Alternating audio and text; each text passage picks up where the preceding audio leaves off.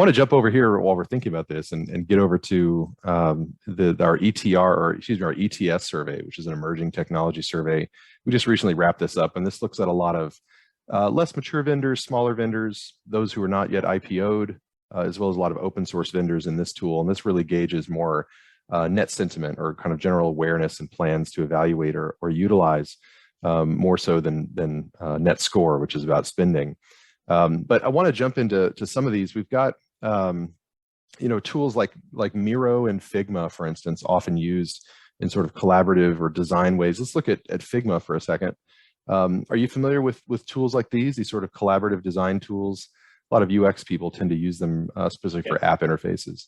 Yeah, we're actually using Miro, to be honest.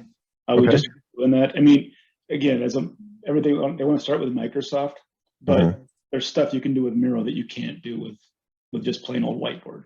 Right? Yeah. Especially when we're virtual. And all the idea of putting the Post-it notes on there on a wall, which you can do virtually, and Miro is very effective for that, and building Venn diagrams and that kind of thing. So. Yeah, perfect. And you can do that better than you can with Microsoft? Yes. Yeah. Okay. I mean, Microsoft will get 80% of it at some point, but Miro as a custom solution, I think they got quite a large head start on that. Yeah, they'll get there, right? It's sort of a Microsoft approach, right?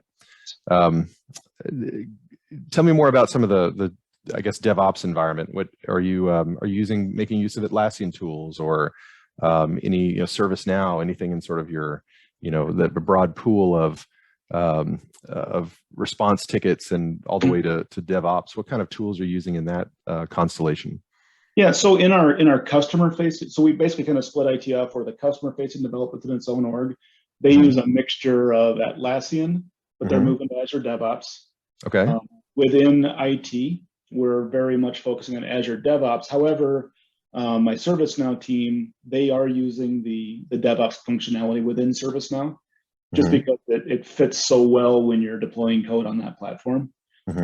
You suffer a little bit in visibility across towers or silos when you have multiple different DevOps board, but it just works for them in terms of the pipelines and that kind of thing. But over time, Azure DevOps is really taking over, and we're actually having a lot of, it's actually improved so much. We're able to put wikis out there and link to knowledge base that we have within ServiceNow. It's easy when we're Azure to do pipelines and do deployments from DevOps, that kind of thing. So it works really well there.